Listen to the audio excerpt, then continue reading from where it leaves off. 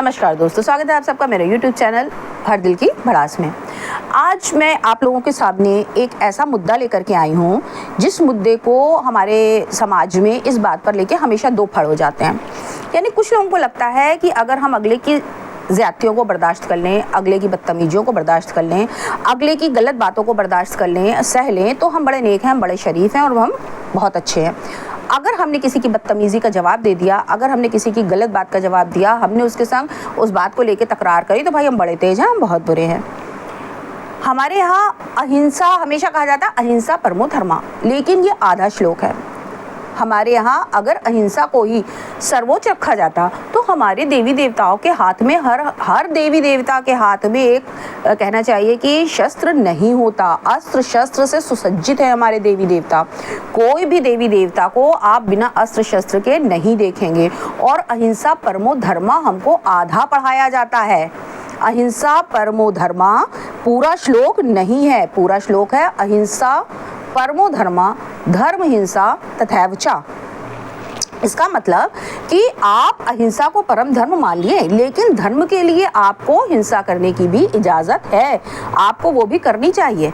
अगर देखिए सीधी सी बात है, जिस इंसान को जो लैंग्वेज समझ में आएगी, अगर हम इसको साधारण भाषा में आपको समझाएं तो जिस इंसान को जो लैंग्वेज समझ में आएगी आप उसी लैंग्वेज में तो आप उससे बात करेंगे। मान लीजिए आपके सामने एक तमिल आदमी खड़ा है, आपको तमिल नहीं आती, आपको इंग्लिश और हिंदी आती है, आप सर खपा के मर जाइए, सर पटक के मर जाइए, वो नहीं समझेगा, वो आपकी इंग्लिश हिंदी को नहीं समझेगा क्योंकि उसे तमिल समझ में आती है। इसी तरह जिस इंसान को बदतमीजी लैंग्वेज समझ में आती है, जिस इंसान को घटिया लैंग्वेज समझ में आती है, उस इंसान को आपको जवाब उसी लैंग्वेज में देना पड़ेगा। क्योंकि हमेशा सहते चले जाना, किसी की बदतमीजियों, किसी की धृष्टता को बर्दाश्त करते चले जाना हमारे लिए ना केवल हमारे अपने लिए नुकसानदेह है, बल्कि हमारे धर्म की शिक्षा के भी खिलाफ है।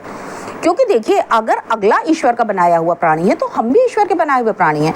हम अगर किसी पे अन्याय करना गलत है तो उस अन्याय को सहना उससे बड़ा पाप है। हमारे धर्म ने हमें यही शिक्षा दी है कि ना तो किसी के ऊपर अन्याय करो और ना तो किसी का अन्याय सहो। और अगर अन्याय सहने के लिए आपको युद्ध लड़ना पड़े तो आप युद्ध लड़िए, क्योंकि अगर अहिंसा ही सब कुछ होता तो श्री कृष्ण अर्जुन से कभी ना कहते कि तुम हथियार उठाओ और अपनों को मारो।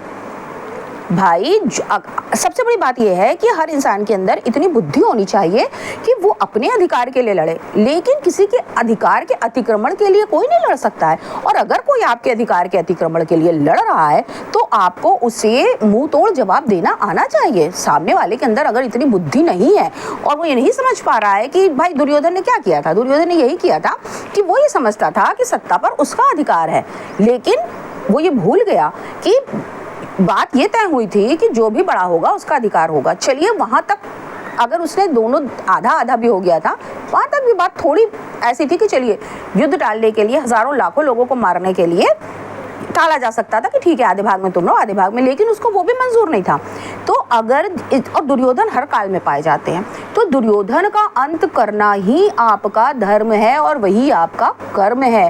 क्योंकि दुर्योधन की जाति को अगर आप बर्दाश्त करते चले जाएंगे तो वो आप धर्म के खिलाफ खड़े होंगे।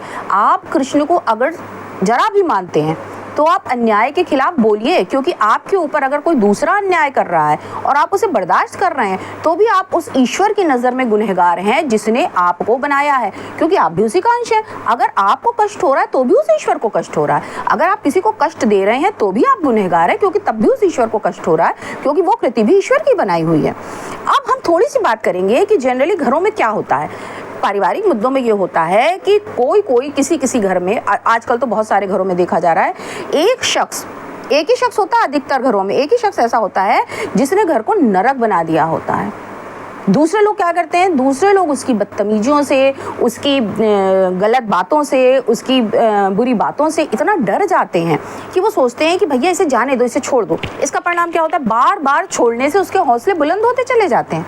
बुलंद हौसलों के साथ वो जो है और बढ़ता जाता है और बढ़ता जाता है और बढ़ता जाता है। ऐसे में उस आदमी को उसकी औकात याद दिलाना घर के बाकी सारे सदस्यों का फर्ज है। और अगर वो घर की बातों से नहीं समझता तो भाई आप कानून का सहारा लीजिए। कानून के दरवाजे सबके लिए खुले हैं। अगर किसी को ये गलत फहमी है कि केवल लड़कियों की या महिलाओं की बात ही कानून सुनता है तो वो इस गलत फहमी से बाहर आए। हमारा कानून किसी भी जाति, धर्म, लिंग, किसी भी एस्पेक्ट पे कोई दो व्यवहार नहीं करता है। अगर स्त्री पीड़ित है तो वो सुनी जाएगी, पुरुष पीड़ित है तो उसकी सुनी जाएगी। कानून किसी भी लिंग के आधार पर आपके संग कोई भेदभाव नहीं करेगा। और महिलाओं को भी अगर वो इस गलतफहमी में है कि भाई कानून उनके पक्ष में है, तो मैं कहूँगी एक बार किसी वकील से जाके कंसल्ट करके देखिए।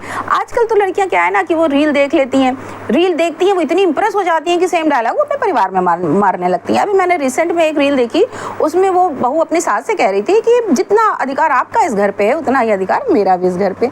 अरे भैया, ऐसे बेवकूफ़ों को कहो कि भैया वो जरा सा थोड़ा सा अगर पुस्तकें नहीं पढ़ सकते हैं, किताबें नहीं पढ़ सकते हैं, तो थोड़ा सा गूगल पे ही सर्च कर लें और पता लगाएं कि क्या उसकी सास का अधिकार जितना उस घर पे है उतना अधिकार उसका भी है, और वो भी उस कंडीशन में जब सारी जायदाद उसके ससुर की बनाई हुई हो।